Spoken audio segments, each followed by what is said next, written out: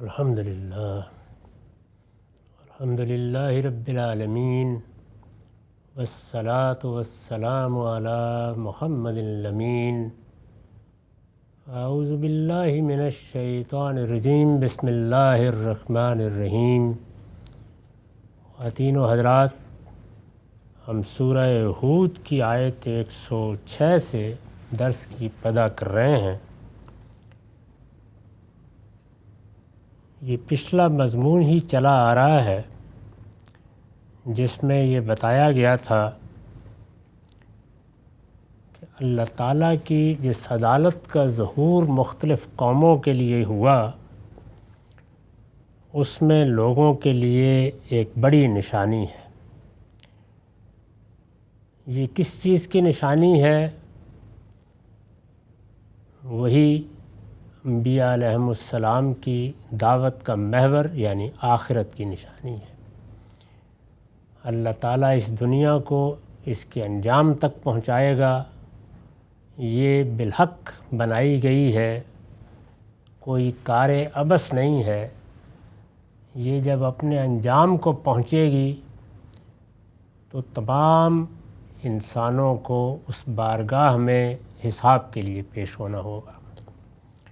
اس کو یہاں اس طرح تعبیر کیا گیا تھا کہ ذالک یوم مجموع لہ الناس، وہ ایک ایسا دن ہے جس کے لیے سب لوگ اکٹھے کیے جائیں گے، وذالک یوم مشہود، اور وہ حاضری کا دن ہوگا۔ اس دن کو آنا ہے، وہ ایک حقیقت ہے، اس کو ٹالا نہیں جا سکتا۔ اس پر قرآن مجید جگہ جگہ کئی پہلوؤں سے استدلال کرتا ہے۔ اس سورہ میں اللہ تعالیٰ کی جو عدالت پیغمبروں کی قوموں کے لیے ظاہر ہوئی، زیادہ تر اس سے استدلال کیا گیا ہے۔ اور اب خاتمہ سورہ ہے، اس میں جن لوگوں کو اس سورہ میں خطاب کیا گیا ہے، یعنی رسول اللہ صلی اللہ علیہ وسلم کی قوم کے لوگ، قریش مکہ، ان کو بتایا جا رہا ہے کہ تمہارے لیے اس میں بڑی نشانی ہے۔ تم اگر سمجھنا چاہو تو اس روشنی میں پیغمبر کی دعوت کو سمجھ سکتے ہو اور اس دن کی گرفت سے اپنے آپ کو بچا سکتے ہو۔ چنانچہ بات وہاں پہنچا دی کہ وہ دن آئے گا، اور جب وہ دن آئے گا تو کوئی شخص خدا کی اجازت کے بغیر کلام نہ کر سکے گا۔ یہ میں عرض کر چکا ہوں کہ یہ ان تمام تصورات کی نفی ہے جو بالعموم پیغمبروں کی قومیں شفاعت کے تصور سے پیدا کر لیتی ہیں۔ چنانچہ یہ بتا دیا گیا کہ قیامت برپا ہوگی تو سب خدا کے سامنے پیش ہوں گے، کائنات کے پروردگار کے سامنے پیش ہوں گے۔ وہاں اگر کسی کو کوئی بات کرنے کی اجازت ملے گی تو خدا کی بارگاہ سے ملے گی۔ کوئی ہستی یہ حیثیت نہیں رکھتی کہ اپنی مرضی سے وہاں کوئی بات کہہ سکے، کسی کی سفارش کر سکے، کسی کے بارے میں اللہ تعالیٰ کو کوئی اطلاع دے سکے۔ اس دن بادشاہی تمام تر اس پروردگار کی ہوگی۔ اس بادشاہی کا ظہور ہوگا جس میں وہ مالک یوم الدین ہے، اور پھر وہاں کسی کو اس کا حق نہیں ہوگا کہ وہ کسی کے بارے میں کوئی بات کہنے کی جسارت کر سکے۔ فرمایا نتیجہ نکلے گا فَمِنْهُمْ شَقِيٌّ وَسَعِيدٌ، پھر لوگوں میں کچھ بدبخت ہوں گے اور کچھ نیک بخت، یعنی یہ نتیجہ وہاں نکل آئے گا۔ قرآن مجید بالعموم ان دو انتہائی صورتوں ہی کو بیان کرتا ہے۔ یعنی ایک طرف وہ لوگ ہوں گے کہ جو کامیاب ہو گئے، انہوں نے اللہ تعالیٰ کی ہدایت کو سنا، اللہ تعالیٰ نے جو نور فطرت میں دیا ہے اس کی قدر کی۔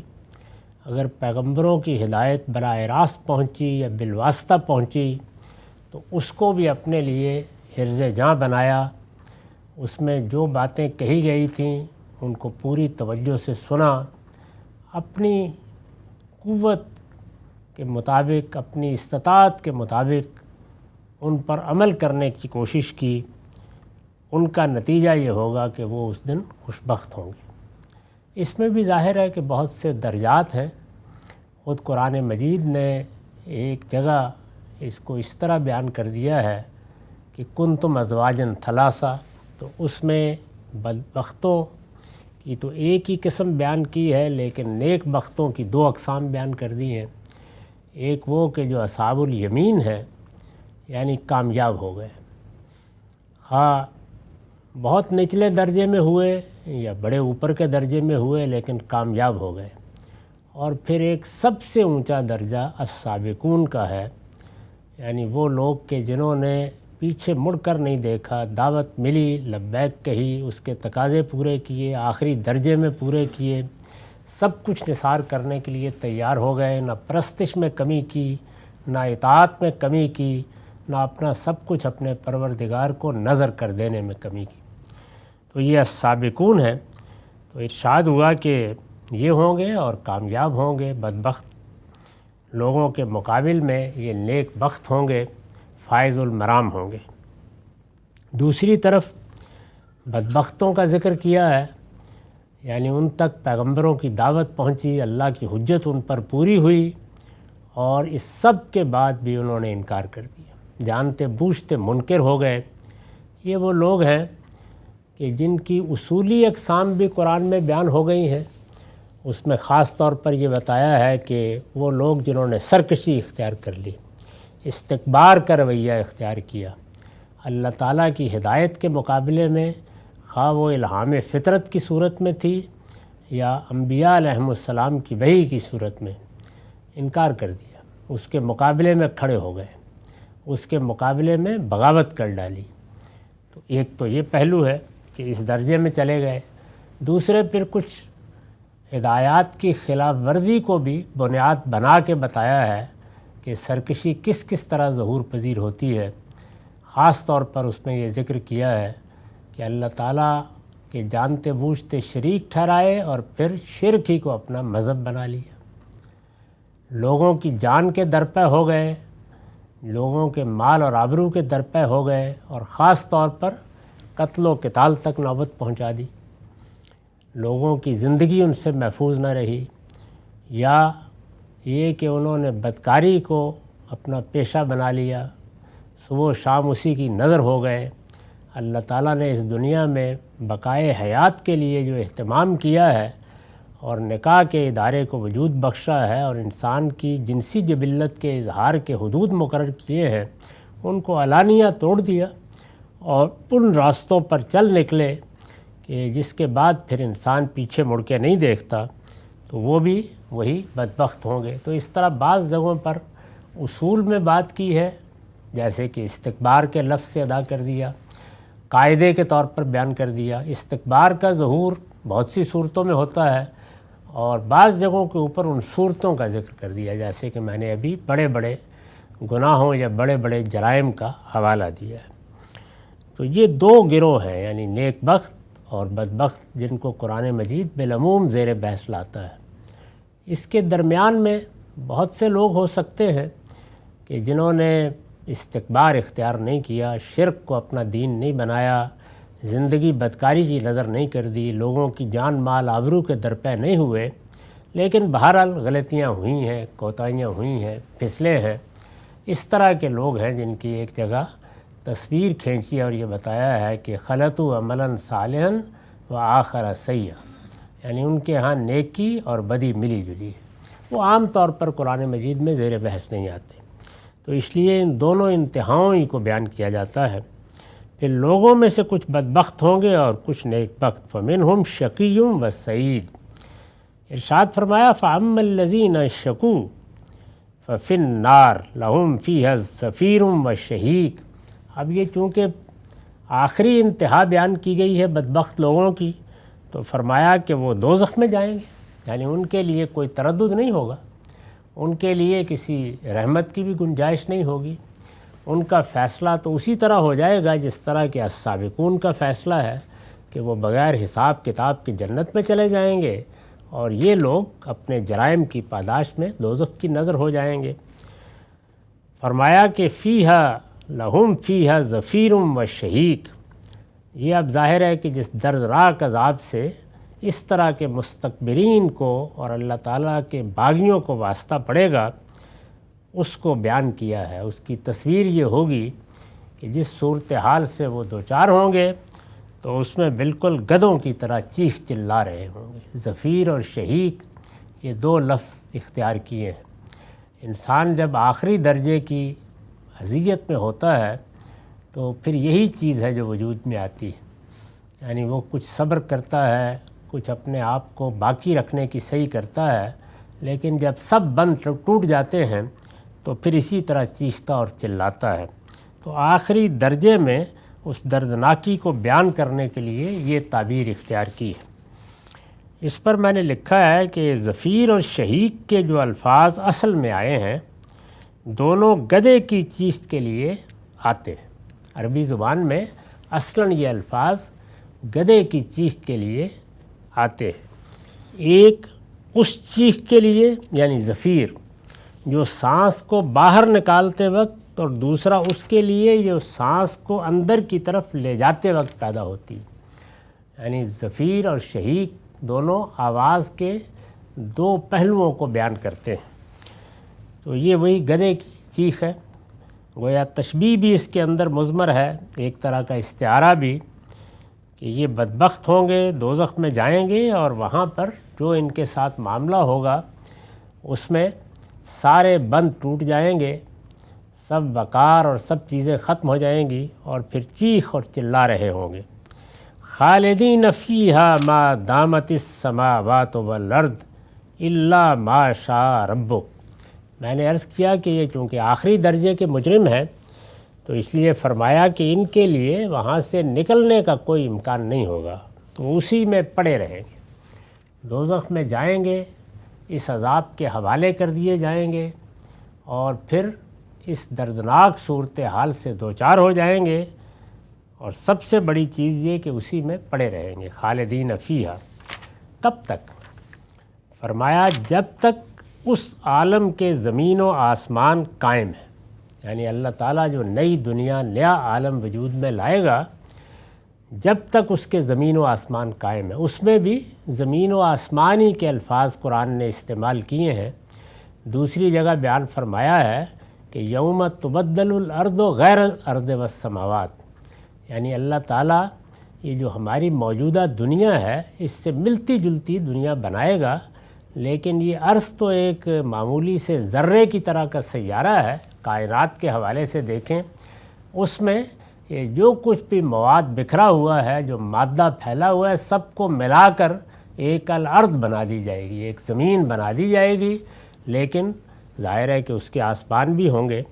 تو ارشاد فرمایا کہ جب تک اس عالم کے زمین و آسمان قائم ہے اس وقت تک وہ اسی میں رہیں گے۔ اس پر حاشیہ ہے یعنی وہ عالم، یعنی کون سا عالم؟ یعنی وہ عالم جو قیامت کے وقت وجود میں آئے گا۔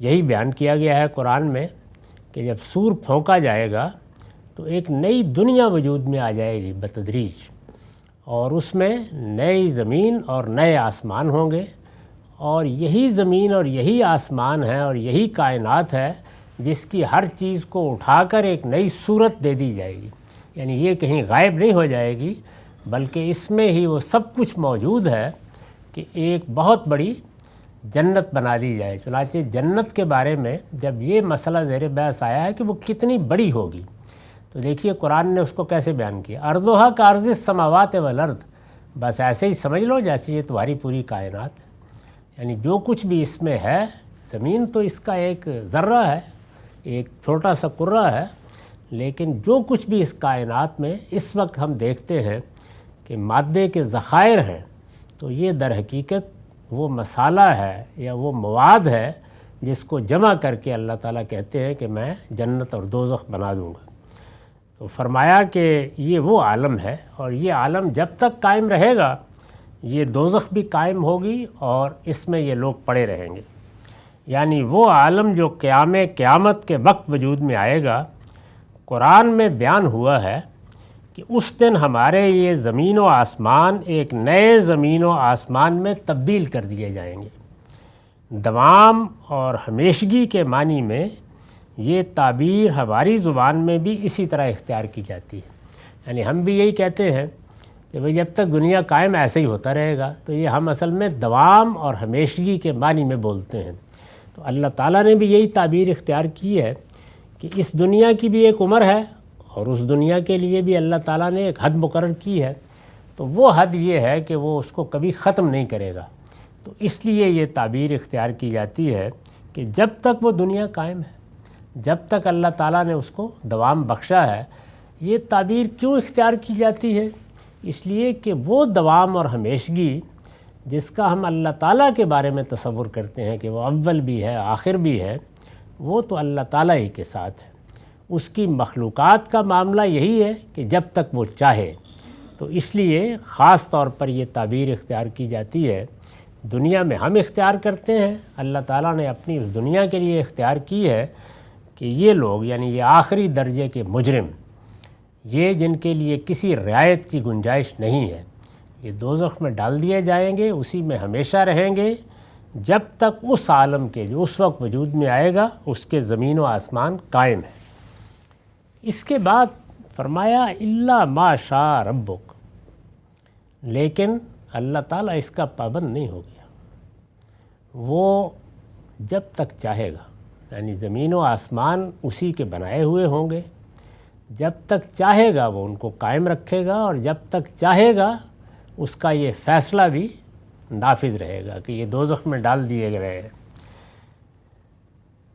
اس کے بعد فرمایا کہ ان ربک فعال لما یرید، اس معاملے میں اللہ تعالیٰ پر کوئی پابندی نہیں ہے، تیرا پروردگار جو چاہے کر گزرنے والا ہے۔ یہی در حقیقت وہ قرآن مجید کی آیت ہے کہ جو ایک امید پیدا کرتی ہے دوزخ کے بارے میں، چنانچہ میں نے اس کو بیان کیا ہے۔ قرآن کی یہی آیت ہے جس کی بنا پر یہ توقع کی جا سکتی ہے کہ ایک دن دوزخ کی بساط لپیٹ دی جائے، کیونکہ اس میں یہ کہہ دیا گیا ہے کہ جہاں تک وعید کا تعلق ہے وہ تو یہی ہے کہ جب تک زمین و آسمان قائم ہے اللہ تعالیٰ اس طرح کے مجرموں کو دوزخ میں ڈال دے گا، اور دوزخ بھی رہے گی، لیکن یہ اس نے اپنی مشیت سے متعلق کر دی ہے، جب تک تیرا پروردگار چاہے گا۔ الا ما شاء ربک، الا یہ کہ تیرا پروردگار کچھ اور چاہے، یعنی پچھلی بات بیان کرنے کے بعد ایک استثناء بیان کیا ہے، یعنی الا یہ ویسے تو یہی فیصلہ ہے، لیکن تیرا پروردگار ہو سکتا ہے کہ اپنے اس فیصلے میں کچھ اور چاہے۔ اور جب اور چاہے کہا تو اس پر مزید فرمایا کہ اس میں شک نہیں کہ تیرا پروردگار جو چاہے کر گزرنے والا ہے، یعنی اس پر کیا پابندی ہے۔ قرآن کی یہی آیت ہے جس کی بنا پر یہ توقع کی جا سکتی ہے کہ ایک دن دوزخ کی بساط لپیٹ دی جائے۔ اس کی وجہ یہ ہے، یعنی کیسے لپیٹ دی جائے؟ اللہ تعالیٰ کہہ رہے ہیں کہ ہمیشہ، بار بار فرما رہے ہیں کہ ان کو ہمیشہ کی سزا دی جائے گی، تو اس کی میں نے وجہ بیان کی ہے۔ اس کی وجہ یہ ہے کہ اس کا عذاب، یعنی دوزخ کا عذاب، وعدہ نہیں بلکہ وعید ہے۔ یعنی اللہ تعالیٰ نے یہ کوئی وعدہ نہیں کیا ہوا کہ جس کو پورا کرنا اس پر لازم ہے، یہ وعید یا جس کو آپ کہتے ہیں دھمکی ہے، سزا کا بیان ہے۔ جس طرح سے کوئی شخص بھی جو عدالت کی کرسی پر بیٹھا ہے یا قانون ہے، تو اس میں آپ کو بتا دیا جاتا ہے کہ یہ جرم ہوگا تو اس کی اتنی سزا ہے، عمر قید ہے یا یہ سزا ہے، لیکن قاعدے قانون ہوتے ہیں جس کے تحت اب وہ درگزر کی گنجائش بھی ہوتی ہے، معافی کی گنجائش بھی ہوتی ہے۔ تو یہ سزا کبھی وعدہ نہیں ہوتی، وہ وعید ہی ہوتی ہے، جس میں ایک مجرم کو یہ بتایا جاتا ہے کہ تمہارے جرم کے ساتھ اللہ تعالیٰ کی یہ وعید لگی ہوئی ہے، خبردار رہو، کیونکہ اب یہ اس کی مرضی پر ہے کہ چاہے تو جو وعید اس نے سنائی ہے اس کے مطابق معاملہ کرے، اور اگر اس کی عنایت ہو تو اٹھا دے، معاف کر دے۔ تو یہی بات یہاں بھی بیان کی ہے۔ اس کی وجہ یہ ہے کہ اس کا عذاب وعدہ نہیں بلکہ وعید ہے، اور عالم کا پروردگار یہ حق یقیناً رکھتا ہے کہ اپنی رحمت سے مجرموں کی سزا میں تخفیف کرے، کمی کر دے، یا خاک اور راکھ بنا کر انہیں ہمیشہ کے لیے اسی دوزخ کی مٹی میں دفن کر دے۔ یہ سب گویا اللہ کی مشیت پر ہے، اور اس کو خود بیان کر دیا ہے، الا ما شاء ربک، الا یہ کہ تیرا پروردگار کچھ اور چاہے، اور آگے بتا دیا ہے کہ میرے اس چاہنے پر کوئی قدغن نہیں ہے۔ قدغن کیسے لگتی ہے؟ ظاہر ہے کہ اللہ کی قدرت پر تو کوئی قدغن نہیں لگا سکتا، لیکن اللہ اپنی حکمت کا خود اپنے آپ کو پابند کرتا ہے، تو اس میں وہ قدغن نہیں لگتی، اس لیے کہ اس کی حکمت ہوگی تو باقی رکھے، اس کی حکمت ہوگی تو ختم کر دے، اگلے دن معاف کر دے، بہت سزا دے کے معاف کر دے، یہ سب اس نے اپنی مشیت پر رکھا ہے۔ اور یہ فرمایا ہے کہ تیرا پروردگار جو چاہے کر گزرنے والا ہے، کوئی اس کو پابند نہیں کر سکتا اس معاملے میں۔ آیت کے آخر میں ان ربک فعال لما یرید کے الفاظ اسی حقیقت کی طرف اشارہ کر رہے ہیں، یہ آخری الفاظ یہی بتا رہے ہیں۔ تو یہ قرآن مجید نے بات کی ہے، ایسے نہیں کہا کہ یہ ختم کر دیا جائے گا یا اس میں تخفیف ہو جائے گی، یہ کہا نہیں، لیکن یہ بتا دیا ہے کہ تم ہو تو ابدی سزا کے مستحق، ہمیشہ کی جہنم کے مستحق۔ یہ ان مجرموں کو کہا ہے جو آخری درجے کے مجرم ہیں، اور ان کی سزا بیان کرنے کے بعد یہ بتا دیا ہے کہ کوئی رعایت کی اپنے ہاں سے توقع نہ رکھو، ہاں تیرا پروردگار کچھ اور چاہے تو یہ اس کی مرضی ہے، اس کی رحمت ہے، اس کا کرم ہے، وہ جو فیصلہ کر لے، اس لیے کہ اس معاملے میں وہ جو چاہے کر گزرنے والا ہے، اس کے اس فیصلے پر کوئی پابندی نہ اس کی طرف سے لگتی ہے، اور کوئی دوسرا تو خیر لگانے کی جسارت ہی نہیں کر سکتا۔ یہ ایک پہلو کو بیان کیا۔ اب دیکھیے یہ واضح ہو جائے گا کہ وہ کیا بات ہے جس کی وجہ سے یہ نتیجہ نکل آتا ہے۔ وَأَمَّا الَّذِينَ سُعِدُوا، یعنی یہ تو بدبختوں کا انجام ہوا، رہے وہ جو نیک بخت ہیں، یعنی اللہ تعالیٰ نے جن کے ساتھ جنت کا وعدہ کیا ہے۔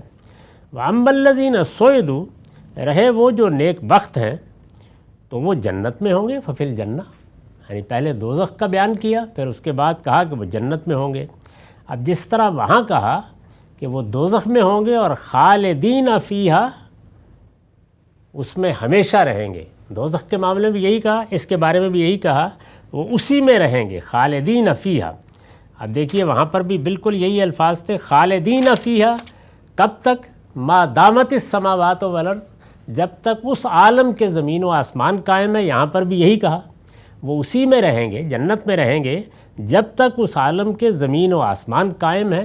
فیہا ما دامت السماوات والارض، وہاں کیا کہا تھا؟ الا ما شاء ربک، یہاں بھی وہی کہا، الا یہ کہ تیرا پروردگار کچھ اور چاہے، الا ما شاء ربک، تو بات تو بالکل برابر ہو گئی۔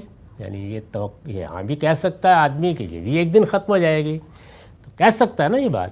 وہاں جیسے ہی یہ خیال پیدا ہوا تو خیال کی تائید کر دی، ان ربک فعال لما یرید، تیرا پروردگار جو چاہے کر گزرنے والا ہے، یعنی کہ یہاں بالکل دوسری بات کہی، فرمایا عطاء غیر مجزوز، الا یہ کہ تیرا پروردگار کچھ اور چاہے، اس کی طرف سے ایسی عطا کے طور پر جو کبھی منقطع نہیں ہوگی۔ یعنی گویا بتا دیا کہ جنت میرا وعدہ ہے اور دوزخ میری وعید ہے، وعید میں جب چاہے اٹھا لوں، جنت کا میں نے وعدہ کیا ہے، اور وہ وعدہ ہے عطا غیر مجزوز کا، یعنی ایسی عطا جس کو کبھی ختم نہیں ہونا۔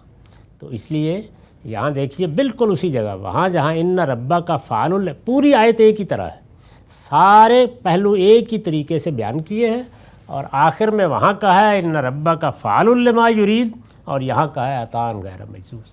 اس کو پہلی بات کو اب آپ وعدے اور وعید کے فرق سے سمجھ سکتے ہیں کہ یہ اللہ تعالیٰ کا وعدہ ہے، اس لیے یہ بتا دیا کہ یہ کبھی خلاف ورزی نہیں ہوگی اس کی۔ یہ تو بتا دیا کہ ہے میری مشیت پر، یعنی میں کسی کا پابند نہیں ہوں، قدرت میری ہے، میں نے دیا، لیکن یہ میرا وعدہ ہے، میں اس کبھی خلاف ورزی نہیں کروں گا۔ تو اس میں اب میں نے اس کو بھی وضاحت کیا، لکھا ہے یہ استثناء بتا رہا ہے کہ اہل جنت کے احوال و مراتب میں بھی تبدیلیاں ہوں گی۔ استثناء یہاں بھی ہے کہ اس عالم میں وہ رہیں گے ہمیشہ ہمیشہ کے لیے، الا یہ کہ تیرا پروردگار کچھ اور چاہے، اور چاہے یعنی وہاں تو یہ بھی امکان ہے کہ دوزخ ختم کر دی جائے، لوگوں کو راکھ بنا دیا جائے، وہ اسی مٹی میں دفن کر دیے جائیں، ان کے عذاب میں تخفیف کر دی جائے۔ یہاں کیا ہے؟ یعنی اس کے بعد ایک اور جنت، اور اس جنت کے بعد ایک اور جنت، یعنی ہے سب عطا ہی عطا، لیکن یہ کہ اللہ اگر چاہے گا تو ایک مرتبہ ایک اور دنیا بنا کے اس میں بھیج دے گا لوگوں کو۔ یہ استثناء بتا رہا ہے کہ اہل جنت کے احوال و مراتب میں بھی تبدیلیاں ہوں گی، لیکن یہ خوب سے خوب تر کی نوعیت کی ہوں گی، یعنی اس میں بہتری پیدا ہوتی چلی جائے گی، اور آگے اللہ تعالیٰ کی عنایتیں ہوں گی۔ چنانچہ آگے وضاحت کر دی ہے کہ خدا کی اس بخشش میں کبھی انقطاع نہ ہوگا، یعنی یہاں خاتمے کا کوئی سوال نہیں ہے، نکالے جانے کا کوئی سوال نہیں ہے، لیکن وہاں پر بھی احوال اور مراتب بدلتے رہیں گے اور وہ اوپر کی طرف جائیں گے، خوب سے خوب تر کی طرف جائیں گے۔ پچھلی آیت کا خاتمہ ان ربا کا فعال لما یرید کے الفاظ پر ہوا ہے، یعنی تیرا پروردگار جو چاہے کر گزرنے والا ہے۔ یہاں خاتمہ اس پر نہیں ہوا، یہاں ان کی جگہ، ان الفاظ کی جگہ عطان غیر مجزوز کے الفاظ آئے ہیں۔ یہ تبدیلی جنت اور دوزخ کے دوام میں اسی فرق کی بنا پر کی گئی ہے، یعنی دونوں کے لیے فیصلہ یہی ہے کہ ہمیشہ رہیں گے، لیکن اس فیصلے کو اپنی مشیت کے ساتھ متعلق کر دیا ہے اور کہہ دیا ہے کہ میں جو چاہے کر گزروں گا۔ یہاں بتا دیا ہے کہ تبدیلیاں تو کروں گا اور جو چاہے کروں گا، لیکن میری عطا اور میری نعمت اور جو میں نے وعدہ کیا ہے اس کی کوئی خلاف ورزی نہیں ہوگی، وہ ہمیشہ رہے گا۔ فلا تکو فی مریۃ مما یعبد ہؤلاء، سو اے پیغمبر تم ان چیزوں کے معاملے میں کسی تردد میں نہ پڑو جنہیں یہ پوچھتے ہیں۔ میں نے لکھا ہے یعنی تمہیں یہ تردد نہ ہو کہ اچھے بھلے لوگ ہیں، آخر کسی دلیل کی بنیاد پر ہی ان چیزوں کو پوچھتے ہوں گے۔ اس میں ظاہر ہے کہ عتاب کا رخ انہی لوگوں کی طرف ہے جو یہ حماقت کر رہے تھے، وہ مخاطب ہو گئے ہیں، انہی کا انجام پیچھے بیان کیا، فرمایا کہ یہ تو اس انجام کو پہنچنے والے ہیں، لیکن اے پیغمبر آپ کو کوئی تردد نہیں ہونا چاہیے۔ فلا تکو فی مریۃ مما یعبد ہؤلاء ما یعبدون الا کما یعبد آباؤہم من قبل وإنا لموفوہم نصیبہم غیر منقوص۔ یہ اسی طرح پوچھ رہے ہیں، یعنی ان کے دین اور مذہب کی بنیاد کس چیز پر ہے؟ روایت پر، یعنی جو کچھ ان کو پیچھے سے ملا ہے یہ اسی کی پرستش کر رہے ہیں، یہ اسی طرح پوچھ رہے ہیں جس طرح ان سے پہلے ان کے باپ دادا پوچھتے رہے، یعنی کسی استدلال کی بنیاد پر نہیں، اپنی بصیرت کی بنیاد پر نہیں، اپنے کسی فہم کی بنیاد پر نہیں، علم و عقل کی بنیاد پر نہیں، روایت ہے اس کی پرستش کر رہے ہیں، جو سنا ہے انہی مذہبات میں جی رہے ہیں۔ یہ ہے ان کا اصل مسئلہ۔ اور فرمایا کہ وَإِنَّا لَمُوَفُّوهُمْ نَصِيبَهُمْ غَيْرَ مَنْقُوص، ہمارا فیصلہ ہے کہ ان کا حصہ ہم بھی بغیر کسی کمی کے انہیں پورا پورا ادا کر دیں گے۔ یعنی انہوں نے بھی اگر یہ ہٹ درمی دکھائی ہے، یہ اگر اصرار کر رہے ہیں کہ پیغمبر کی طرف سے اتمام حجت کے بعد بھی یہ اپنے رویے پر قائم رہیں گے، تو پھر ہم بھی فیصلے میں کمی نہیں کریں گے۔ چنانچہ حاشیہ ہے کہ یعنی جس انجام کے مستحق ہیں ٹھیک اسی کو پہنچ جائیں گے، وہ پیچھے بیان کر دیا کہ انجام کیا ہے۔ ان میں سے کسی کے ساتھ کوئی کمی نہیں کی جائے گی، ہر ایک کے لیے اس کے اعمال کی پاداش میں جو صلہ مقرر کیا گیا ہے وہ اس کو پورا مل جائے گا۔ یعنی یہ صاف صاف طریقے سے بتا دیا کہ یہ ہوگا۔ یہ مضمون ابھی جاری ہے، جو حقائق اس میں بیان کر دیے گئے ہیں اس میں ایک بڑا مسئلہ چونکہ زیر بحث آیا ہے تو اس کو توجہ میں رکھنا چاہیے، اور وہ وہی ہے کہ جنت اور دوزخ کی ابدیت یا جزا و سزا کی ابدیت، اس کو جس لطافت کے ساتھ قرآن مجید نے یہاں بیان کیا ہے اور ایک بڑا لطیف فرق کر کے تصریح کیے بغیر چھوڑ دیا ہے۔ اس لیے کہ اگر کوئی تصریح ہو جاتی تو پھر تو وعید ختم ہو جاتی، وعید باقی ہے۔ اللہ تعالیٰ کی مشیت پر معاملہ منحصر کر کے یہ کہہ دیا ہے کہ میں کوئی بھی فیصلہ کر سکتا ہوں، لیکن جنت میرا فیصلہ ہی نہیں، وہ میرا وعدہ ہے، اس میں کبھی انقطاع نہیں ہوگا۔ اقول قولی ھذا واستغفر اللہ لی ولکم ولسائر المسلمین۔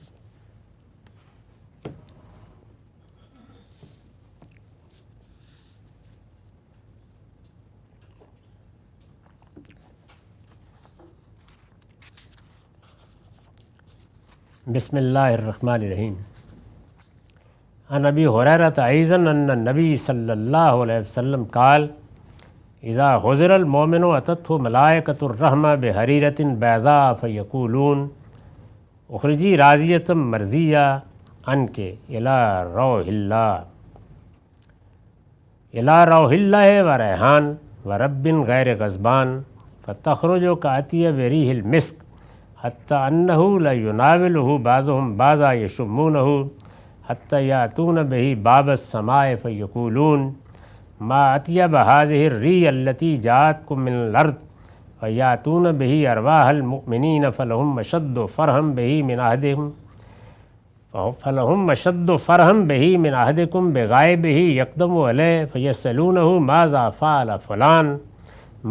فعل فلان فیقولون دعوا فإنہ کان فی غم الدنیا فإذا قال اما اتاکم قالوا ذهب به الی امہ الحاویہ وإن الکافر اذا اختزر اتته ملائکۃ العذاب بمس فیقولون اخرجی ساخطۃ مسخوطا علیک الی عذاب اللہ عز وجل فتخرج کأنتن ریح جیفا حتی یأتون بہ باب الارض فیقولون ما انتن هذه الریح حتی یأتون بہ ارواح الکفار حتی یأتون بہ ارواح الکفار۔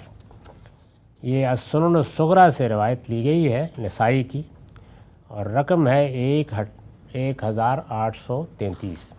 وہی عذاب قبر کا باب ہے۔ میں یہ عرض کر چکا ہوں کہ رسول اللہ صلی اللہ علیہ وسلم نے کسی ایک موقع پر یا متعدد مواقع پر جو باتیں بیان کیں اس کو جتنا کچھ راوی محفوظ رکھ سکے انہوں نے بیان کیا ہے، تو اس لیے اس میں تمام روایتیں جب سامنے آئیں گی تو کچھ خلا بھر جائیں گے۔ ایک شخص درمیان میں ایک چیز چھوڑ دیتا ہے، آگے سے بیان کر دیتا ہے، ابتدا کا واقعہ بیان کرتا ہے، پورا بیان نہیں کرتا، اس کے اندر کوئی خاص بات اس کو زیادہ مؤثر محسوس ہوتی ہے لوگوں کو بتانے کے لیے، وہ بتا دیتا ہے۔ تو یہ کوئی مربوط بیان یا خطبے نہیں ہوتے، بلکہ کسی موقع پر یا متعدد مواقع پر کی گئی گفتگوؤں کا جو کچھ لوگ محفوظ کر سکے اور وہ اپنے الفاظ میں اس کو بیان کر رہے ہوتے ہیں۔ یہ بھی ضروری نہیں کہ حضور کے الفاظ ہوں، تو یہ وہی باتیں ہیں کہ پہلے بیان ہوئی، لیکن بعض جگہوں کے اوپر کچھ خلا ہوں گے اور بعض جگہوں کے اوپر بڑی تفصیلات ہوں گی۔ چنانچہ یہ روایت اور اس کے بعد والی روایت پہ بالکل یہی تعلق ہوگا، وہ بہت تفصیلی ہے اور اس میں ایسے معلوم ہوتا ہے کہ جیسے ممکن حد تک پوری بات بیان کر دی گئی ہے، لیکن اب تک جو ہم چیزیں پڑھ رہے ہیں ان میں اجزاء زیر بحث آتے رہتے ہیں، بعض جگہوں پر ذرا مفصل اور بعض جگہوں پر بالکل ہی مختصر۔ تو یہ بھی ایک روایت ہے، اس کو بھی سن لیجئے۔ ترجمہ ہے ابو ہریرہ رضی اللہ عنہ سے روایت ہے کہ نبی صلی اللہ علیہ وسلم نے فرمایا، جب بندہ مومن کی وفات کا وقت قریب ہوتا ہے تو رحمت کے فرشتے اس کے پاس ایک سفید ریشمی کپڑا لے کر آتے ہیں۔ اب یہ دیکھیے کہ یہ ایک اضافہ آ گیا سامنے، یعنی یہ تو ہم قرآن میں بھی جانتے ہیں کہ فرشتے آتے ہیں، روح قبض کرتے ہیں، اس وقت گفتگو بھی ہوتی ہے، سوالات بھی کرتے ہیں، اور یہ بھی قرآن نے بیان کر دیا ہے کہ سوال و جواب ہوتا ہے، اور جو کچھ گفتگو ہوتی ہے یا جس طرح کا رویہ اختیار کیا جاتا ہے یا جو فرشتے آتے ہیں وہ آدمی کی سیرت کردار کے لحاظ سے آتے ہیں۔ یعنی کون سے فرشتے ہیں، جہنم کے فرشتے ہیں یا جنت کے فرشتے ہیں، تو یہ بات بیان کی۔ تو یہاں کہا رحمت کے فرشتے اس کے پاس ایک سفید ریشمی کپڑا لے کر آتے ہیں اور کہتے ہیں کہ اے مطمئن نفس، اللہ کی عطا کردہ راحت اور سرور کی طرف اور اپنے پروردگار کی طرف جو تجھ سے خوش ہے باہر نکلا۔ یعنی اس طرح گویا خیر مقدم کے انداز میں، بشارت کے انداز میں وہ نفس انسانی سے یہ کہتے ہیں کہ اب ہماری گرفت میں آ جاؤ، یعنی اس بدن کو چھوڑ دو اور الگ آ جاؤ، اس حال میں کہ تو اس سے راضی ہے اور وہ تجھ سے راضی۔ یہ بالکل قرآن کے الفاظ ہیں کہ جس وقت آدمی اپنے اس انجام کو پہنچتا ہے اور اس نے اگر کامیابی حاصل کی ہو تو بشارت ہوتی ہے کہ اے میرے بندے آ جا اور جنت میں داخل ہو جا، یعنی گویا فیصلہ ہو گیا تمہارے بارے میں، بشارت دے دی جاتی ہے۔ تو کہا ہے راضیۃ مرضیہ، تو اپنے پروردگار سے راضی اور وہ تجھ سے راضی۔ تو یہاں بھی بالکل وہی الفاظ ہیں، اس حال میں کہ تو اس سے راضی ہے اور وہ تجھ سے راضی۔ چنانچہ وہ روح مشک کی عمدہ ترین خوشبو کی طرح جسم سے نکلتی ہے۔ یعنی جس طریقے سے انسانی بدن ہے کہ اگر اس کو صاف ستھرا نہ رکھیے، حفظان صحت کے اصولوں کا بھی خیال نہ رکھیے، کبھی نہانے کی طرف توجہ نہ ہو تو آدمی کا پاس بیٹھنا مشکل ہو جاتا ہے۔ تو جس طرح سے اس جسم پر انسان کے اس مادی وجود اور مادی دنیا کے اثرات ہوتے ہیں، خوشبو بھی آتی ہے، بدبو بھی آتی ہے، تو یہی صورتحال اعمال کے نتیجے میں روح کے ساتھ بھی ہو جاتی ہے۔ تو یہ کوئی ایسی مستبد بات نہیں، یعنی ہم جس دنیا کو جانتے ہیں اس میں بھی یہی ہوتا ہے، اور انسانی جسم کے ساتھ ہی ہوتا ہے، اور جو اندر شخصیت ہے اس پر یہ اثرات اعمال کے لحاظ سے ہوتے ہیں۔ چنانچہ وہ روح مشک کی عمدہ ترین خوشبو کی طرح جسم سے نکلتی ہے، اور فرشتے اس کی یہ خوشبو سونگھتے اس کو ایک دوسرے کے ہاتھوں میں تھماتے ہوئے آسمان کے دروازے پر لے جا کر یہ کہتے ہیں، دیکھیے یہ کس قدر عمدہ خوشبو ہے جو زمین سے تمہارے پاس آئی ہے۔ یعنی گویا وہ بشارت کے انداز میں اس کو وصول کرتے ہیں، بشارت کے انداز میں اس کا استقبال کرتے ہیں، اور بارگاہ میں پیشی کے لیے جب اوپر لے جاتے ہیں تو وہاں پر بھی اسی طرح جا کے آسمان کے فرشتوں سے تعارف کراتے ہیں کہ یہ زمین سے خوشبو آئی ہے۔ یعنی بڑا خوبصورت اسلوب ہے کہنے کا۔ پھر اس کو مومنین کی روحوں کے پاس لاتے ہیں۔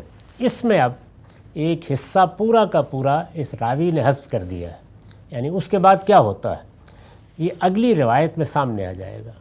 تو یہ سب کچھ ہونے کے بعد پھر کہا جاتا ہے کہ اس کو زمین پر لے جاؤ، جو اس کے لیے ہم نے جگہ مقرر کی ہے، یا وہیں رہے گا قیامت تک۔ تو زمین پر واپسی جب ہوتی ہے تو وہاں پھر ایک طریقے سے جہاں تمام ارواح رکھی ہوئی ہیں، یا کہیے کہ تمام نفوس رکھے ہوئے ہیں، وہیں جاتا ہے۔ وہ ایک دنیا ہے پوری کی پوری، اس میں جاتا ہے۔ پھر اس کو مومنین کی روحوں کے پاس لاتے ہیں۔ ظاہر ہے بدیہی بات ہے کہ اسی جگہ لاتے ہیں دنیا میں جو اس کے اعزاء رہے، اقربا رہے، جن کے ساتھ اس کا تعلق رہا، دوستی رہی، کسی کے ساتھ کام کیا، تو تعلق والے لوگوں کے پاس لاتے ہیں جو اس کی آمد سے ایسی مسرت محسوس کرتی ہیں جو تمہیں اپنے کسی بچھڑے ہوئے شخص کی ملاقات سے بھی نہیں ہوتی۔ یہ بڑی فطری بات ہے، ایسا ہی ہونا چاہیے۔ پھر وہ ارواح اس سے دنیا کے حالات پوچھتی ہیں کہ فلاں آدمی نے کیا کیا اور فلاں نے کیا کیا، اس لیے کہ ظاہر ہے کہ وہاں وہ اپنے پورے شعور کے ساتھ موجود ہیں۔ پھر وہ کہتی ہیں، یعنی جب ادھر ادھر سے اعزاء، اقربا، دوست، احباب سب پوچھ رہے ہوتے ہیں، تو پھر وہ کہتی ہیں کہ ابھی اسے آرام کرنے دو، اس لیے کہ یہ دنیا کے غموں میں تھا۔ یعنی کیا تم سب لوگ ہجوم کر کے اکٹھے ہو گئے ہو، یہ پوچھ رہے ہو، وہ پوچھ رہے ہو، اسے کچھ آرام کرنے دو۔ جب یہ روح ان سے پوچھتی ہے، اب انہوں نے پوچھ لیا تو ادھر سے بھی سوال ہوتا ہے کہ فلاں شخص مرنے کے بعد کیا تمہارے پاس نہیں آیا؟ یعنی ہمارا فلاں دوست، ہمارا فلاں عزیز، وہ نظر نہیں آ رہا یہاں۔ تو اس پر وہ روحیں کہتی ہیں کہ اس کو تو اس کی گہری کھائی کے ٹھکانے میں لے جایا گیا ہے۔ تو بتایا گیا کہ وہ باوجود اس کے کہ دنیا میں ہمارا عزیز تھا، دوست تھا، اس سے تعلق بھی تھا، لیکن اس کا انجام دوسرا ہوا ہے۔ یہ پھر ذہن میں رکھیے کہ یہ رسول اللہ کے زمانے کے لوگ ہیں جن کو ان کا انجام بتایا جا رہا ہے۔ اور فرمایا، اور جب کافر کی موت کا وقت آتا ہے، یعنی اب اس کے مقابل کو بیان کیا، تو عذاب کے فرشتے ایک ٹاٹ کا کپڑا لے کر آتے ہیں اور کہتے ہیں، یعنی وہاں کیا لے کے آئے تھے؟ ایک ریشمی لباس لے کے آئے تھے یا کپڑا لے کے آئے تھے، اور کہتے ہیں کہ اے نفس تو اللہ کے عذاب کی طرف نکل آ، اس حال میں کہ تو بھی ناراض اور وہ بھی تجھ سے ناراض۔ وہاں راضیتم مرضیہ کی بشارت تھی۔ چنانچہ وہ روح سڑے ہوئے مردار کی بدبو کی طرح جسم سے باہر نکلتی ہے۔ وہاں خوشبو تھی اور یہاں یہ، اور فرشتے اس کو زمین کے دروازے پر لا کر کہتے ہیں، یعنی جہاں سے زمین کا مدار ختم ہوتا ہے اور آسمانوں کی وسعتیں شروع ہوتی ہیں، تو وہاں حاضری کے لیے لے جاتے ہیں، اور وہاں کہتے ہیں یہ کیسی بری بو ہے۔ پھر اس کو کفار کی روحوں میں لے جاتے ہیں، یعنی وہ مومنین کی روحوں میں گیا تھا، یہ کفار کی روحوں میں، اور ظاہر ہے کہ وہاں پر بھی وہی کچھ ہوتا ہے۔ تو یہ میں نے اس پر وضاحت بھی کر دی ہے کہ درمیان کا ایک حصہ ہے جو راوی نے حذف کر دیا ہے۔ میں نے لکھا یہ اس وقت ہوتا ہے، یعنی یہ کب ملاقات ہوتی ہے ان کی؟ یہ اس وقت ہوتا ہے جب روحیں زمین پر اپنے مستقر میں واپس آ جاتی ہیں، یعنی موت ہوئی، روح نکالی گئی یا انسانی شخصیت کو الگ کیا گیا، بارگاہ میں حاضری کے لیے اوپر لے جایا گیا، وہاں سے واپس کیا گیا، پھر وہ مستقر یا وہ جگہ ہے جو اللہ ہی جانتا ہے جہاں پر وہ رکھی ہوتی ہیں، مومنین کی الگ ہیں اور منکرین کی الگ ہیں، وہاں واپس آ جاتی ہیں۔ راوی نے یہاں بعض مراحل حذف کر دی ہیں، یعنی یہ بات درمیان سے چھوڑ دی ہے۔ چنانچہ بظاہر ایسا معلوم ہوتا ہے، یعنی اس کو پڑھنے کے بعد، کہ یہ واقعہ آسمانی پر پیش آ جاتا ہے، لیکن ایسا نہیں ہے، دوسری روایتوں سے واضح ہو جائے گا۔ آگے برا بن عازب رضی اللہ عنہ کی مفصل روایت سے ہماری یہ بات مزید واضح ہو جائے گی، اور یہ زمین کے دروازے پر لا کر، یعنی بظاہر یہ معلوم ہوتا ہے کہ زمین کا بھی ایک دائرہ ہے، مدار ہے، اس کے دروازے سے آگے پر کچھ دوسری دنیایں شروع ہو جاتی ہیں، تو اس کو بھی میں نے اسی طرح بیان کر دیا ہے، یعنی جہاں سے زمین کا مدار شروع ہوتا ہے، زمین اور آسمان کے دروازوں سے ان روایتوں میں غالباً یہی مراد ہے۔ وآخر دعوانا الحمدللہ رب العالمین۔ اب 10 منٹ کا وقفہ ہے، اس کے بعد سوالوں کی نشست۔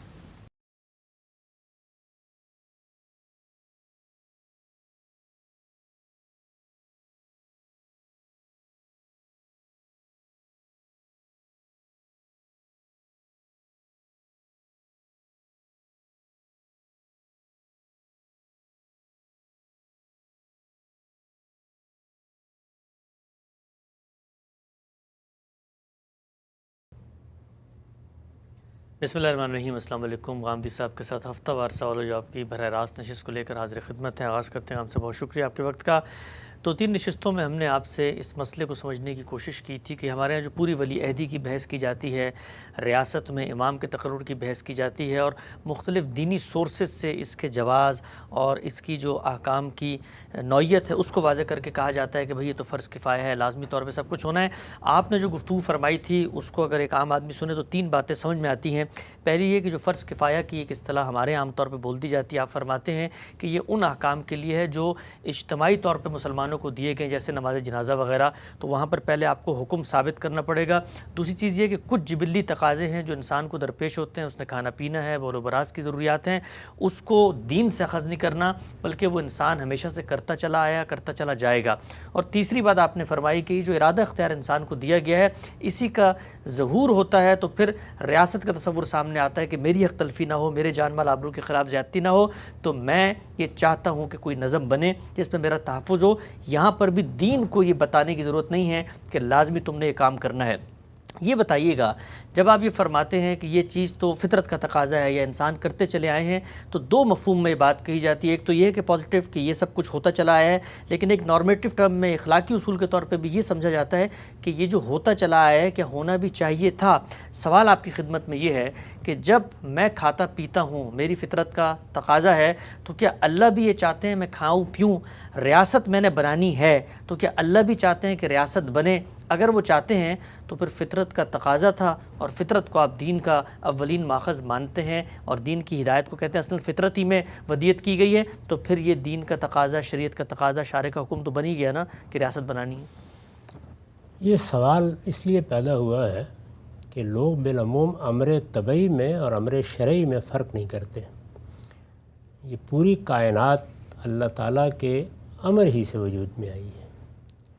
یہ بات بھی قرآن نے واضح کر دی ہے کہ جب ہم نے اس زمین و آسمان کو بنایا تو اس میں اپنا امر نازل کر دیا۔ یہ بھی آپ جانتے ہیں کہ ہمارے ہاں جب اللہ تعالیٰ کے معاملے میں صحیح تصور بیان کیا جاتا ہے تو اس کا خلاصہ یہ ہے کہ الا لہ الخلق والامر، یعنی اسی نے بنایا ہے اور اس عالم کا نظم بھی اسی کے پاس ہے۔ یہاں جو لفظ امر استعمال ہوا ہے یہ امر طبعی یا امر تکوینی کے لیے ہے۔ یہ امر بھی قرآن مجید میں وحی کے لفظ سے تعبیر کیا گیا ہے، یعنی شہد کی مکھی کے بارے میں یہ کہا ہے کہ ہم نے اس میں وحی کی، اور یہ وحی ہے جس کا نتیجہ یہ نکلتا ہے کہ وہ ہر پھول سے رس چوس کر اس کو ایک لذیذ مشروب میں تبدیل کر دیتی ہے۔ یہی امر ہے یا یہی وحی ہے جس کے تحت ایک جانور کا بچہ پیدا ہوتے ہی ماں کی چھاتیاں تلاش کرنا شروع کر دیتا ہے۔ تو یہ امر طبعی ہے، اس پر نہ دین کا اطلاق کیا جاتا ہے، نہ اس کو امر شرعی کے ساتھ خلط ملط کرنا چاہیے۔ امر طبعی بڑی حد تک اضطراری طور پر وجود پذیر ہو جاتا ہے۔ یعنی جو امر مجھے دیا گیا ہے میں خواہی نہ خواہی تون و کرہن اس کے امتثال کے لیے مجبور ہوں۔ میرے اندر ایک جبلت پیدا کی گئی ہے جس میں مجھے بھوک لگتی ہے، پیاس لگتی ہے، تو یہ امر طبعی ہے، یہ بھی اللہ ہی کی طرف سے آیا ہے۔ اس امر طبعی کے بھی مطالبات ہیں، لیکن ان مطالبات کے لیے کسی امر شرعی کی ضرورت نہیں ہوتی۔ یعنی یہ جس طرح یہ امر آیا ہے اسی طریقے سے میں یہ مطالبات بھی جس طرح کہ میں نے عرض کیا اضطراری طور پر پورا کرتا ہوں۔ یعنی جیسے ہی بھوک لگتی ہے اور میں اگر شعور کی عمر میں ہوتا ہوں، بلکہ تمام مخلوقات اپنے لیے رزق تلاش کرنا شروع کر دیتی ہیں۔ میرے اندر جنس کی جبلت کا امر ہوا ہے تو میں اس کے لیے اپنا جوڑا تلاش کرنا شروع کر دیتا ہوں۔ یعنی یہ چیز اس طرح وجود میں آتی ہے۔ تو جتنی جبلتیں بھی ہیں جن کو ہم جبلت سے تعبیر کرتے ہیں، ان میں اسی لیے کہا جاتا ہے کہ انسان ان کی خلاف ورزی نہیں کر سکتا۔ یعنی وہ اضطراری طور پر اللہ تعالیٰ کے اس امر کا پابند ہے۔ امر طبعی اللہ ہی کا امر ہے، وہ بھی اللہ ہی کی طرف سے صادر ہوا ہے، اس میں بھی اللہ کے مطالبات ہیں، لیکن ان مطالبات کے باب میں نہ کسی امر شرعی کی ضرورت ہے، نہ اس پر آخرت میں عذاب و ثواب کو مترتب کیا گیا ہے۔ ٹھیک، وہ تو میری تمام جبلتوں کے تقاضوں کی صورت میں اور ہر مخلوق کی جبلتوں کی صورت میں آتا ہے، اور میں اس کو پورا کرتا ہوں، اس کا امتثال کرتا ہوں ہر حال میں۔ تو میرے اندر جس طریقے سے بھوک اور پیاس کو ایک جبلت کے طور پر امر کیا گیا ہے، بالکل اسی طریقے سے میرے اندر اپنی حفاظت کی بھی ایک جبلت ہے۔ یعنی میں اپنی جان کو، اپنے مال کو، اپنی آبرو کو محفوظ رکھنا چاہتا ہوں۔ اس کے لیے کسی امر شرعی کی ضرورت نہیں ہے۔ یہ بالکل اسی طرح صادر ہوتا ہے کہ اگر ابھی ایک جانور کا بچہ پیدا ہوگا اور وہ کسی پھاڑ کھانے والے درندے کو اپنی طرف لپکتے دیکھے گا تو اپنی حفاظت کے لیے بھاگنا شروع کر دے گا۔ ٹھیک، اور اسی طریقے سے اگر ایک باشعور مخلوق ہے تو وہ کوئی ہتھیار بنانا شروع کر دے گی، وہ کوئی اینٹ پتھر اٹھائے گی جس طرح کے انسان ہے۔ یہ تمام چیزیں اس طرح ہوتی ہیں۔ تو میرے نزدیک یہ دونوں چیزیں بالکل الگ الگ ہیں۔ دونوں کے لیے لفظ امر بھی بالکل درست ہے اور قرآن میں استعمال ہوا ہے، بلکہ دونوں کے لیے لفظ وحی بھی بالکل درست ہے۔ یعنی ایک وحی امر طبعی کے لیے ہوتی ہے اور ایک وحی وہ ہے جو امر شرعی کے لیے ہوتی ہے۔ ٹھیک، تو انسانی فطرت میں یہ جو امر طبعی ہے یہ بھی اسی طریقے سے اس پروردگار کی طرف سے آیا ہے۔ اس کے تقاضوں کو پورا کرنا بھی مطلوب ہے، لیکن اس کے لیے کسی امر شرعی کی ضرورت نہیں ہے۔ ٹھیک، یعنی یہ مطلوب وہ ہے جو حاصل ہو جاتا ہے، اس لیے کہ انسان کے اندر وہ امر ودیت ہی اس طرح کیا گیا ہے کہ وہ اس کے تقاضے پورے کرنے کے لیے مجبور ہو جاتا ہے۔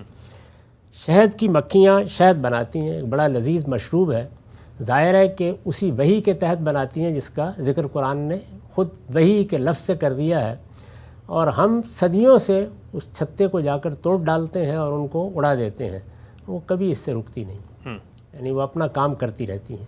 یہی معاملہ امر طبعی کے ان تقاضوں کا ہے جو مجھ سے بحیثیت انسان فطرت کرتی ہے۔ اسی لیے میں نے یہ بتایا تھا کہ آپ یہ دیکھیے کہ یہ کہ مجھے اپنی حفاظت کرنی ہے، اس کے لیے کچھ بھی کہنے کی ضرورت نہیں ہے۔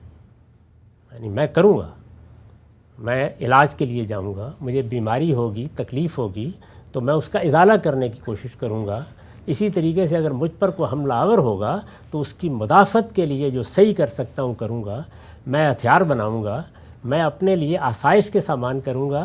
یہ در حقیقت وہ امر طبعی جو میرے اندر ڈال دیا گیا ہے اس کے تقاضوں یا اس کے مطالبات کا اظہار بھی ہے اور میری طرف سے اس کو پورا کرنے کی صحیح جہد بھی ہے۔ ٹھیک، تو حکومت اس کے تحت قائم ہوتی ہے، یعنی یہ امر طبعی ہے، میں اپنی حفاظت کے لیے قائم کرتا ہوں۔ اسی لیے میں نے یہ عرض کیا تھا کہ یہ تو میری ضرورت ہے۔ یعنی جس وقت ارادہ و اختیار کا ظہور ہوگا اس کا سوء استعمال بھی ہوگا۔ جب سوء استعمال ہوگا تو ہر شخص کو یہ پڑی ہوگی کہ اس سے تو میری جان کو خطرہ لاحق ہو جائے گا، میرے مال کو خطرہ ہو جائے گا۔ تو جس طرح میں اپنی جان مال کی حفاظت انفرادی سطح پر کرتا ہوں، ایسے ہی انسانوں کی جماعتیں بھی اپنے جان مال آبرو کی حفاظت کے لیے قبائلی سطح پر صحیح کوئی نظم بنانے کے لیے تیار ہو جاتی ہیں۔ یہ دیکھیے بعض جگہوں پر ایسے قبیلے دریافت ہوئے ہیں اور لوگ ان سے ملتے بھی ہیں جا کے، کہ جو جنگلوں میں رہ رہے ہیں، انہوں نے تمدن کو دیکھا ہی نہیں ہے، انسانوں نے سیاست، معیشت، معاشرت میں کیا چیزیں پیدا کی ہیں اس سے واقف ہی نہیں ہیں۔ وہاں پر بھی جا کر معلوم ہوا کہ ایسے نہیں ہے، ایک سردار موجود ہے جس کے تحت وہ رہتے ہیں۔ تو یہ نظم اپنی آخری سطح پر بھی ضرورت بن جاتا ہے۔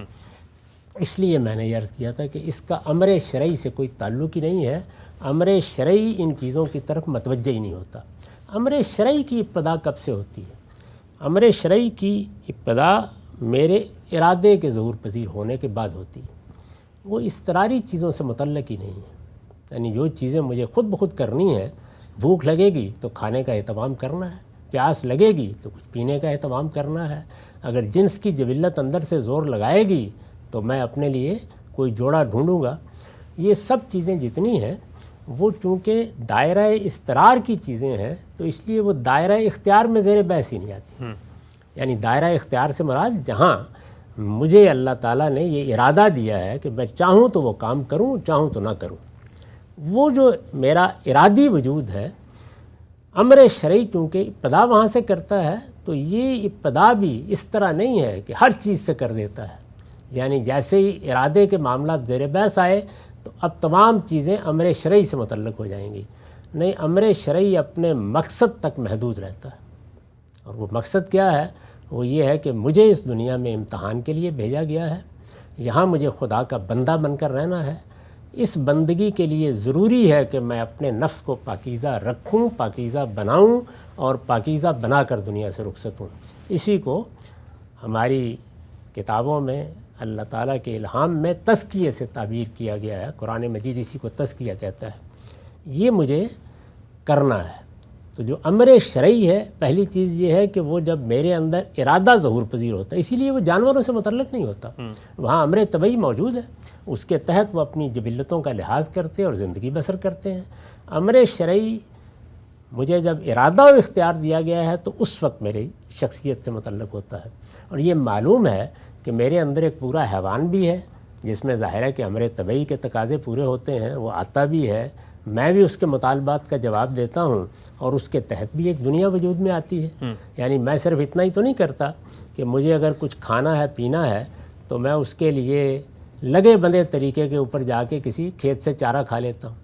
میں نے اس میں بڑے تنوعات پیدا کر دیے ہیں، اس لیے کہ مجھے شعور دیا گیا ہے، میرے اندر بہت سے دوسرے احساسات رکھے گئے ہیں، مجھے حصے جمالیات دی گئی ہے، تو اس کے جتنے تقاضے ہیں وہ میں امر طبعی کے تحت پورے کرتا ہوں۔ اور میں نے عرض کیا کہ اس کا بہت بڑا حصہ اضطراری ہوتا ہے، اس میں بھی ارادہ و اختیار کا ایک دائرہ ہے، لیکن اس ارادہ و اختیار کے ساتھ بھی دین متعلق نہیں ہوتا یا امر شرعی متعلق نہیں ہوتا۔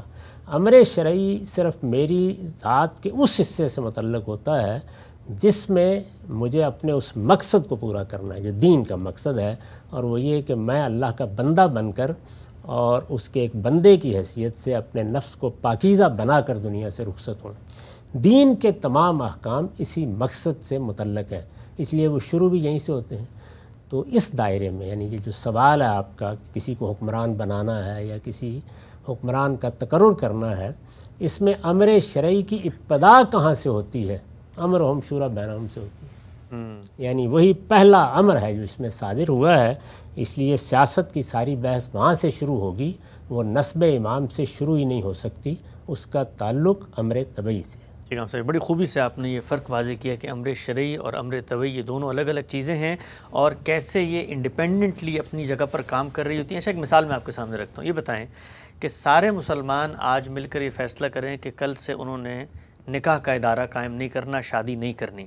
اب اللہ تعالیٰ کی اسکیم، اللہ کی منشا، اللہ کی ہدایت تو یہ تھی کہ ظاہری بات ہے شادی کرو گے، بچے پیدا ہوں گے، ارادہ اختیار کا ظہور ہوگا، دنیا کا نظم کارخانہ چلے گا، اور یہی خدا کی اسکیم ہے۔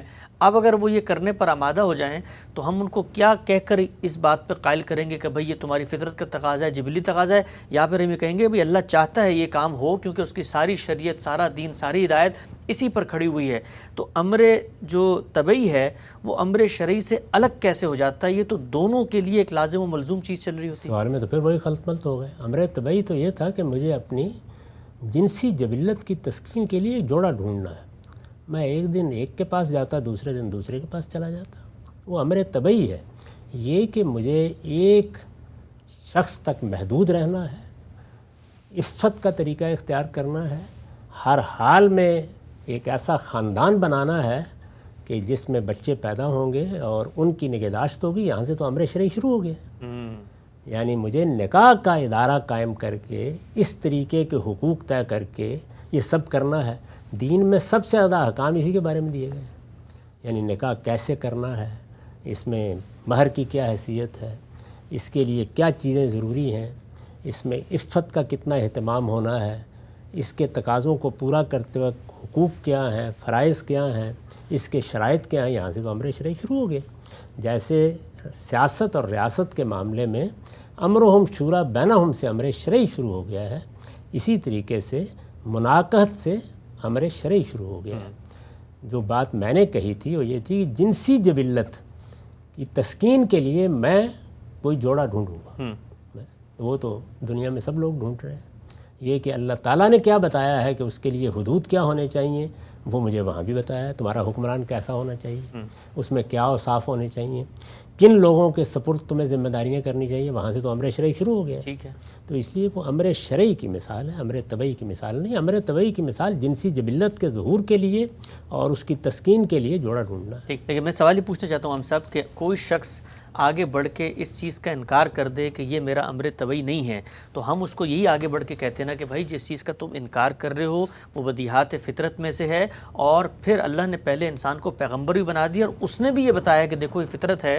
تو جس وقت کوئی اپنے امر طبعی کا انکار کر دیتا ہے تو پوائنٹ آف ریفرنس کیا ہے اس سے گفتگو میں کہ تم یہ کام کرو؟ امر طبعی کا انکار ہو ہی نہیں سکتا، تو اس طرح ہی ہوتا ہے۔ انسان کی جنسی ذلت ظہور کرے گی، اس کی تسکین کا اہتمام کرے گا، جیسے کھائے گا جیسے پیے گا۔ بالکل اسی طریقے سے حفاظت کی جبلت یعنی تمام جانوروں میں بھی پائی جاتی ہے۔ آپ دیکھیے کہ ایک مرغی بھی اپنی حفاظت کے لیے کیا کچھ کر گزرتی ہے، بارہا آپ نے گھروں کے اندر دیکھا ہوگا۔ اس کے لیے کسی امر شرعی کی ضرورت نہیں۔ اس کے بارے میں یہ مفروضہ قائم کرنا ہی بالکل غلط ہے۔ یعنی کسی آدمی نے کسی مذہب سے کسی نظریے سے متاثر ہو کے فیصلہ کر لیا کہ میں تو شادی ہی نہیں کروں گا، یعنی یہ فیصلہ اس نے کر لیا تو کیا ہے دسیوں لوگوں نے۔ آپ کے یہاں پیغمبروں کی مثالیں موجود ہیں، انہوں نے بھی کیا، آپ کے بڑے ائمہ کی مثالیں بھی موجود ہیں، کسی نے ان کو شریعت کا حکم نہیں سنایا۔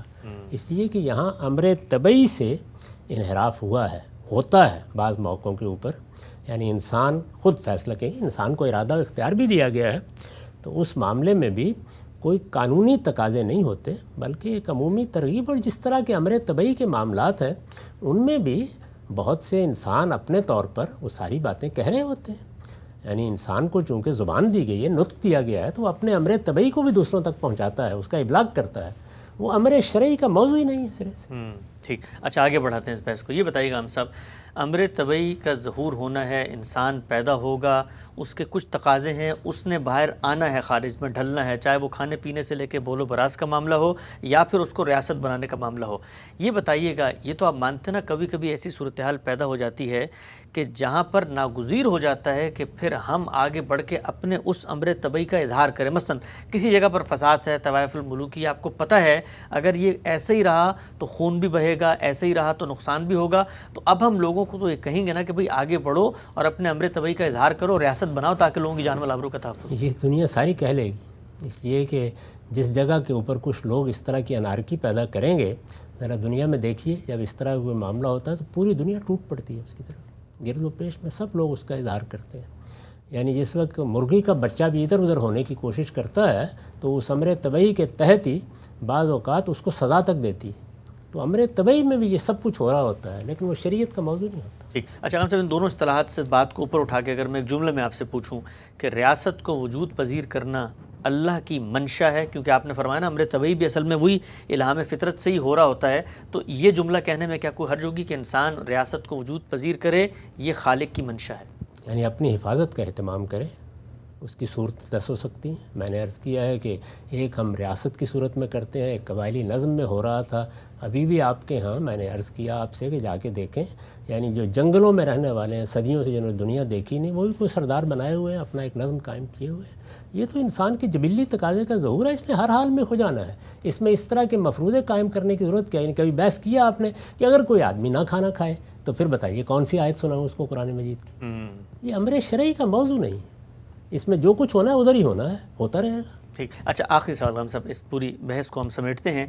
ایک عام آدمی یہ سمجھنا چاہتا ہے کہ بھائی مثلا غام صاحب کو پرابلم کیا ہے، ریاست بننی ہے، چلو بڑی اچھی بات ہے، انسان نے بنانی ہے، اچھی بات ہے، اللہ نے حکم دے دیا ہے کہ ریاست بنے تو تم نے یہ کام کرنا ہے، تو یہ کہنے میں کیا حرج ہے کہ بھائی اللہ تعالیٰ کی شریعت کا تقاضا ہے کہ ریاست بنے، پرابلم کیا پیدا میں ہو؟ شریعت کا تقاضا کیسے بیان کر دوں جبکہ وہ شریعت کا تقاضا نہیں ہے؟ اللہ تعالیٰ کی طرف ایک ایسی بات کی نسبت کیسے کر دوں جو اس نے خود نہیں کی ہے، اس کے پیغمبر نے نہیں کی ہے؟ اسی لیے تو میں نے عرض کیا تھا کہ دین نصوص سے شروع ہوتا ہے، وہ آپ کی منطق سے شروع نہیں ہوتا، اور اس سے پہلے جتنے امور طبیعیہ ہیں ان کے بارے میں یہ کب آپ نے کیا ہے، اور اگر آپ وہاں شریعت کو لے جائیں گے تو جانوروں تک بھی پہنچ جائے گی۔ یہ میرا ارادہ ہے جہاں سے امر شرعی شروع ہوتا ہے، اور ارادے کا بھی وہ حصہ ہے جس کا تعلق میرے تزکیے سے اور میری بندگی سے ہے، یعنی میں اللہ کا بندہ ہوں۔ جب اس معاملے میں انحراف ہوتا ہے تو یہاں امر شرعی آتا ہے، اور وہ مجھے آ کے بتاتا ہے یہ امر شرعی فطرت میں بھی اسی دائرے میں آتا ہے، اور یہ اللہ کے پیغمبروں کے ذریعے سے بھی اسی دائرے میں آتا ہے۔ ٹھیک ہے، ہم سے نقطہ آپ نے واضح فرمایا، چند منٹ باقی ہیں، متفرق سوالات کچھ لے لیتے ہیں۔ آپ نے لکھا ہے تجہیز و تکفین کو کہ یہ ایک سنت ہے، اور اس میں جو طریقہ کار ہے وہ یہ ہے کہ بندے کو ایک کپڑے میں لپیٹ کے ایک چادریں دو دے کر اس کو سپرد خاک کیا جاتا ہے۔ بعض صحابہ کے آثار میں ملتے ہیں کہ انہوں نے فرمایا کہ ہمیں ہمارے ہی جو لباس ہے اس میں ہماری تدفین کر دی جائے، تو کیا یہ جو حکم ہے سنت کا کہ 2 چادروں میں اس کو لپیٹ کے کرنا ہے، یہ سبسٹیوٹ ہو سکتا ہے آپ اپنے کپڑوں میں بھی اپنے آپ کو دفن ہونے جی، اس حکم کے مخاطب آپ نہیں ہیں، اس کا مخاطب میں ہوں۔ جو آدمی دنیا سے رخصت ہوا ہے وہ اس کا مخاطب نہیں ہے، وہ جو کہے گا کہہ سکتا ہے۔ یہ تو مجھے کہا گیا ہے کہ اپنے بھائی کو اس طریقے سے رخصت کرو، اس اہتمام کے ساتھ رخصت کرو، اس کو لباس پہناؤ، اس کو اس طرح سے چادریں دو، اور اس کی ایک روایت قائم ہوئی ہے، اللہ کے پیغمبروں کے ذریعے سے بھی قائم ہوئی ہے، تو ہمیں کرنا ہے۔ وہ جو بھی کہنا چاہے کہہ سکتا ہے۔ لیکن اگر وہ کہتا ہے، وصیت کرتا ہے، تو اس کی وصیت پر عمل درآمد کرنے میں کوئی چیز خلاف سنت تو نہیں ہوگی؟ نہیں، اس سے کوئی تعلق نہیں ہے، یعنی میں نے عرض کیا نا کہ یہ تو اصل میں ہمیں ہدایت کی گئی ہے کہ ہمیں اپنے بھائی کے ساتھ یہ طریقہ اختیار نہیں کرنا کہ اٹھا کے کہیں ڈال دیا، اس کے لیے کچھ آداب مقرر کیے گئے، ان کی پیروی کرنی ہے۔ تو اگر حضرت صدیق نے ایسی بات کہی یا کسی اور نے کوئی اس طرح کی بات کہی تو وہ اصل میں یہ بتانا چاہتے تھے کہ یہ کوئی لازمی چیز نہیں ہے، یہ استحباب کے درجے کی چیز ہے، تم لوگوں کو یہ کرنا تھا۔ میں یہ سمجھتا ہوں کہ اس میں نئے کپڑے کیوں ضائع کیے جائیں، میرے لیے وہی لباس کافی ہے جس میں اللہ تعالیٰ نے مجھے دنیا میں رہنے کی توفیق دی، اور وہ جب ہے میرے جسم کے اوپر تو اسی میں مجھے دفن کر دیا جائے۔ ٹھیک نقطہ آپ نے واضح فرمایا۔ آخری سوال آج کی نشست کا، یہ مختلف تاریخی روایتوں میں آتا ہے صحابہ کرام کے بارے میں بھی اور باقی بزرگ اور اولیاء کے بارے میں بھی کہ ایک رات میں قرآن مجید ختم کر لیتے تھے۔ یہ بظاہر عقلاً بھی محال لگتا ہے، اور پھر وہ جو قرآن کا مقصد تھا کہ بھئی اس کو ٹھہر ٹھہر کے سوچ سمجھ کے تفکر تدبر کے ساتھ تعقل کے ساتھ پڑھنا ہے، اس کے بھی خلاف نظر آتا ہے۔ تو اس طرح کے واقعات کو جب ہم سنیں تو پھر کیا اس کو کس پہ معمول کریں؟ انہی بزرگوں کے حوالے کر دینے چاہیے۔ ہمارے لیے اللہ کے پیغمبر اور صحابہ اکرام کا طریقہ ہی نمونہ ہے، وہی اسوہ ہے، اسی پر رہنا چاہیے، اور اس میں یہی بتایا گیا ہے کہ بہت ترتیل کے ساتھ سمجھ سمجھ کر قرآن مجید کو پڑھنا چاہیے۔ اور قرآن مجید کے پڑھنے کے جو آداب رسول اللہ نے بتائے ہیں وہ تو یہ ہے کہ آپ آیت کو بھی آیت سے نہیں ملاتے تھے، بلکہ الگ الگ آیت کو پڑھتے تھے، اور پھر یہ کہ اس کا جواب دیتے تھے، یعنی جو بات کہی گئی ہے اس کو باقاعدہ رسپونڈ کرتے تھے۔ یہی طریقہ ہے قرآن پڑھنے کا، اور اس میں اصل چیز یہی ہونی چاہیے کہ آپ اللہ تعالیٰ کے دین کے لیے جو تذکیر اس میں کی گئی ہے وہ اس سے حاصل کریں، جو نصیحت اس میں ہے اس کا صحیح طریقے سے اپنے وجود کے ساتھ تعلق قائم کریں، اور ایسے ہی اللہ کی شریعت، اس کے احکام، یہ سب چیزیں اس سے اخذ کریں، وہ آپ کے تدبر کا، غور و فکر کا ذریعہ بنے۔ یہ بالکل صحیح ہے کہ بعض موقعوں کے اوپر ہم تلاوت کرتے ہیں جس میں تدبر اصلاً مقصود ہوتا ہے، اور بعض موقعوں پر تذکر اصلاً مطلوب ہوتا ہے۔ تو تذکر کی تلاوت میں اور تدبر کی تلاوت میں فرق ہے، اس میں کوئی شک نہیں، لیکن بس اتنا ہی فرق، یہ کوئی طریقے نہیں ہے جو عام طور پر ہمارے ہاں بیان ہوتے ہیں۔ وقت یہاں پہ ختم ہوتا ہے، دوبارہ حاضر خدمت ہوں گے، اب تک آپ کا بہت شکریہ۔